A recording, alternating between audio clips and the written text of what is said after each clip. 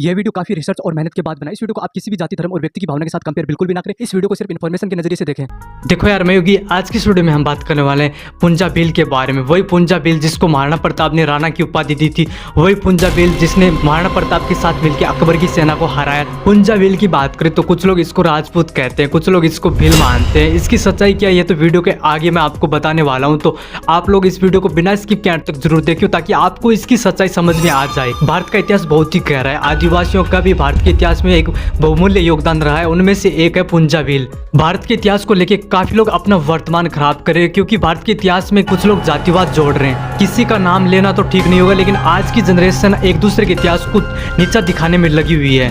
कुछ लोग कह देते हैं उनका इतिहास सही है, उनका इतिहास गलत है। भाई इतिहास हमारा स्वाभिमान है, इसके साथ तो छेड़छाड़ मत करो। इस हमारे स्वाभिमान को, हमारे इतिहास को तो बदनाम मत करो।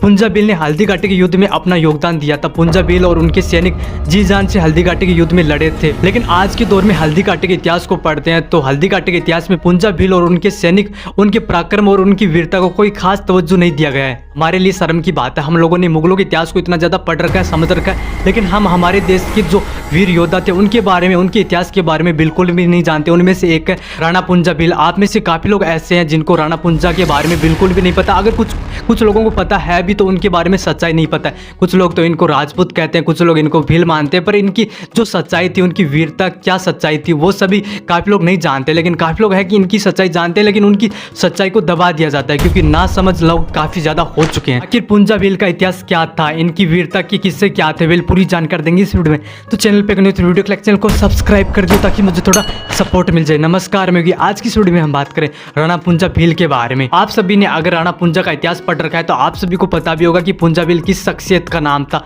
हल्दी घाटी जो महाराणा प्रताप की जितनी ऋणियां उतनी राणा पुंजा भील की भी है। भील समुदाय ने हमें कई वीर योद्धा दिए हैं, लेकिन उनमें से राणा पुंजा सबसे बड़े पराक्रमी के रूप में आज भी याद किए जाते हैं। डूंगरपुर शहर में राणा पुंजा की सबसे बड़ी मूर्ति लगाई गई है। इस मूर्ति को देख के हम इस महान योद्धा की वीरता और इसके पराक्रम को समझ सकते हैं। हम समझ सकते हैं कि उस योद्धा ने क्या पराक्रम दिखाया होगा। यार आगे बढ़ते हैं। पुंजा भील ही वो इंसान था जिसने भीलों और राजपूतों को एक साथ जोड़ा था, लेकिन आज भी कुछ लोग कह देते हैं कि पुंजा भील कौन था। वेल आप सभी से इतना ही अनुरोध करना चाहूंगा कि एक बार आप हल्दी घाटी के इतिहास को पढ़ के आओ। आप सभी महाराणा प्रताप के बारे में जितना जानते हो उतना राणा पुंजा के बारे में जान जाओगे, तो आप ऐसे सवाल कभी नहीं करोगे। आप सभी को पता भी होगा कि महाराणा प्रताप और अकबर के बीच हल्दी घाटी का युद्ध हुआ था, जिसमें महाराणा प्रताप बहुत बुरी तरह से हार गया था। महाराणा प्रताप इस युद्ध में उदयपुर को भी गंवा चुका था। युद्ध में हारने के बाद महाराणा प्रताप के पास कुछ भी नहीं बचा था।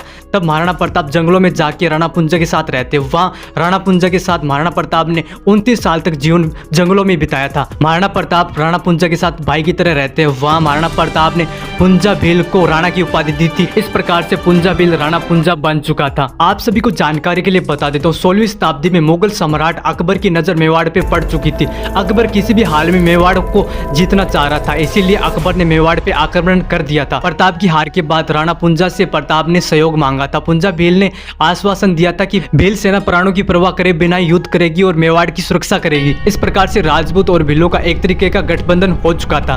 महाराणा प्रताप ने पुंजा भील को अपना भाई माना था। इसके बाद महाराणा प्रताप ने मेवाड़ का एक नया प्रतीक चिन्ह बनाया। नए प्रतीक चिन्ह में एक तरफ महाराणा प्रताप तो दूसरी तरफ राणा पुंजा को अंकित किया गया था। इस प्रतीक चिन्ह को आज भी आप लोग देख सकते हैं। मेवाड़ के इस प्रतीक चिन्ह को आज भी उदयपुर सिटी पैलेस में सुरक्षित रखा गया है। चलिए आगे बढ़ते हैं। महाराणा प्रताप की माता ने राणा पुंजा को राखी बांधी थी, इस कारण से मेवाड़ के लोग आज भी भीलों को अपना मामा कहते हैं। पुंजा भील की वीरता को शब्दों में बताना संभव नहीं है। 18 जून 1576 को मुगल सेना ने हल्दी घाटी पर आक्रमण कर दिया था। मुगल सेना बहुत बड़ी थी, इनके सामने प्रताप की सेना कुछ भी नहीं थी। मुगल सेना को हराने के लिए महाराणा प्रताप को एक खास तरीके की योजना की जरूरत थी। मुश्किल टाइम में राणा पुंजा ने एक नई युद्ध प्रणाली बनाई जिसे गुरिल्ला युद्ध प्रणाली कहा जाता है। गुरिल्ला युद्ध प्रणाली में कमजोर सेना भी ताकतवर नजर आती है। इस युद्ध प्रणाली में सैनिक पहाड़ी इलाकों में छुपकर दुश्मनों पे आक्रमण करते हैं। गुरिल्ला युद्ध प्रणाली का इरादा सिर्फ दुश्मनों को हराना नहीं होता, इसके साथ ही दुश्मनों को नुकसान पहुंचाना भी होता है। गुरिल्ला युद्ध प्रणाली सबसे पहले राणा पुंजा ने खोजी थी। राणा पुंजा इसका जनक है,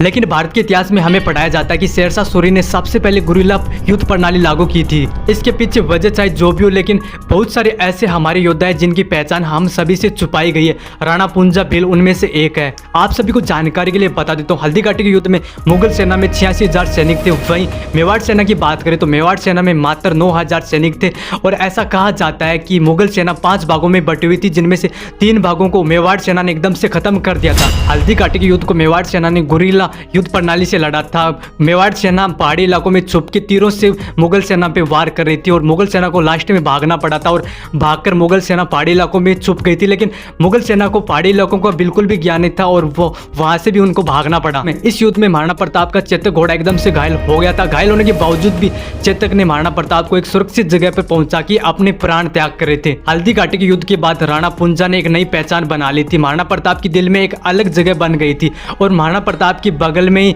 राणा पुंजा का सिंहासन लगने लगा था। और महाराणा प्रताप की मृत्यु के बाद भी राणा पुंजा ने मेवाड़ को अपना सहयोग देना जारी रखा था। और महाराणा प्रताप की मृत्यु के बाद अमर सिंह का राज्याभिषेक भी राणा पुंजा ने करवाया था। उस टाइम अमर सिंह की एज मात्र 17 वर्ष की थी। पुंजा भील की वीरता और उनके सहयोग को मेवाड़ के लोग आज भी सम्मान देते हैं। आप सभी को जानकारी के लिए बता देता हूँ, जब भी मेवाड़ी पगड़ी पहनी जाती है तो पुंजा भील का प्रतीक चिन्ह आज भी पगड़ी पे लगाया जाता है। महाराणा प्रताप के वंशज आज भी पुंजा भील के त्याग को नहीं भूल पाए हैं। मेवाड़ी एकमात्र ऐसा प्रदेश है जो भील समुदाय को इतना ज्यादा सम्मान देता है। बाकी पूरे देश में भीलों के प्रति जातिवाद देखने को मिल सकता है, लेकिन पुंजा भील की वजह से आज भी मेवाड़ में भीलों के प्रति इतना ज्यादा सम्मान प्रकट करते हैं लोग। राणा पुंजा भील ने मेवाड़ की सुरक्षा करी थी। राणा पुंजा का सम्मान करना हम सभी की जिम्मेदारी है। भिल्लू राजा के सम्मान में उदयपुर शहर में 13 फीट ऊंची मूर्ति स्थापित की गई है। 5 अक्टूबर को पुंजा भील की जयंती पूरे भारत में मनाई जाती है, खास करके मेवाड़ में पुंजा भील की जयंती को एक त्योहार की तरह मनाया जाता है। 5 अक्टूबर का दिन भीलों के लिए बहुत ही गौरव का दिन माना जाता है। 5 अक्टूबर के दिन भीलों के लिए अवकाश रखा जाता है, साथ में प्रशासन सुरक्षा भी देता है। चलिए आगे बढ़ते हैं। पुंजा भील को महाराणा प्रताप ने राणा की उपाधि दी थी। इस प्रकार से पुंजा भील राणा पुंजा बना था। कुछ नासमझ लोग तो ये कहते हैं कि पुंजा भील तो एक राजपूत था, लेकिन आज की इस वीडियो में मैंने आपको बता दिया कि इस प्रकार से पुंजा भील राणा पुंजा बना था।